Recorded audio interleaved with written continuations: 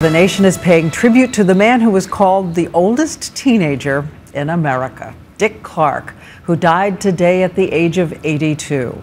To younger generations, this enthusiastic ABC legend was a member of their family on television, with them every New Year's Eve as that ball dropped in Times Square.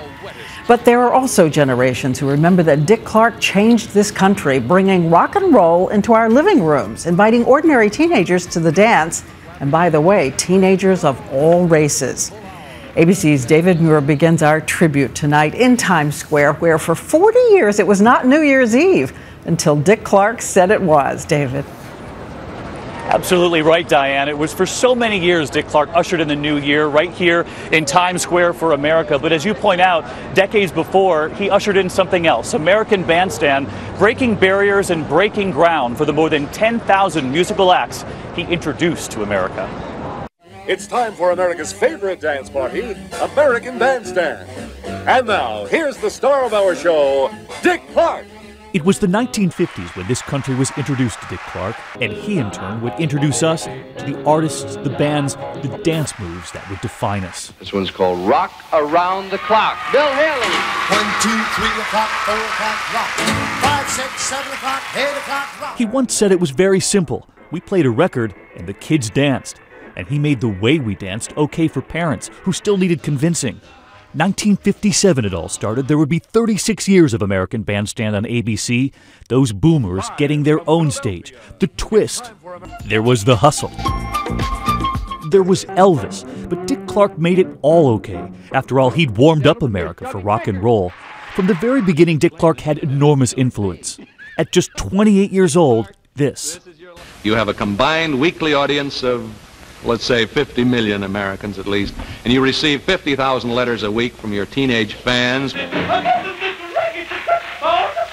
His simple introduction made careers. It also saved them. Frankie Avalon. They played a record of mine, Dee Dee Dinah, and that was on a Thursday, and on a Monday, I was on my way. But there was something else Dick Clark did.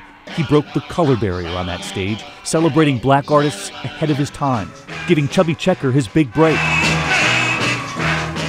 And so many others, too.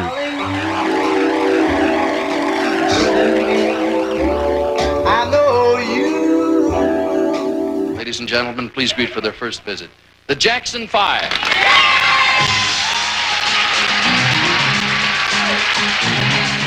Decades would go by, and yet Dick Clark still spotted talent long before the rest of us. And is she hot? This is Madonna.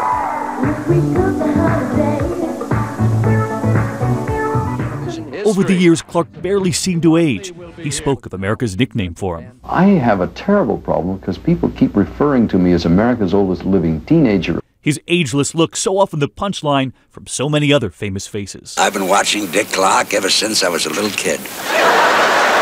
But behind those youthful looks, a business sense ahead of his time, too. Investing in the programs he would host, creating an empire. Game shows and TV's bloopers and practical jokes. And he was the one who counted us down here on ABC. 2, 1, happy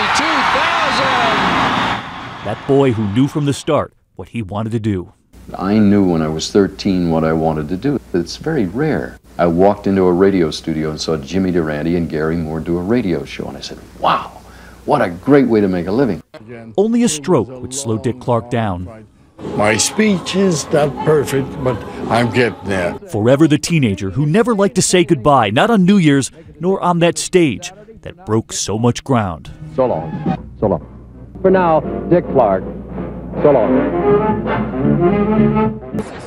And as America now prepares to say so long to Dick Clark, I was asking Diane, a lot of the people who've gathered here in Times Square tonight, for the one word they would use to describe Dick Clark, and a gentleman shouted out, legend, and they all joined in. I think that's very appropriate for the man who brought us New Year's Eve here every year. It's not going to be the same on New Year's, Diane. Certainly will not be, David. And today we were all remembering Dick Clark as we knew him, and I kept thinking back to 2001, right after 9/11, and the man who would not yield an ounce of spirit as he heralded in the first new year after that very dark day. They are dynamic people. They're ready to go. They're ready to look forward to the year 2002. They were wondering if the crowd would show this year in Times Square. Never did I doubt it. Never, ever. New Yorkers are resilient people. They are strong. Dick Clark, incredible optimism and spirit.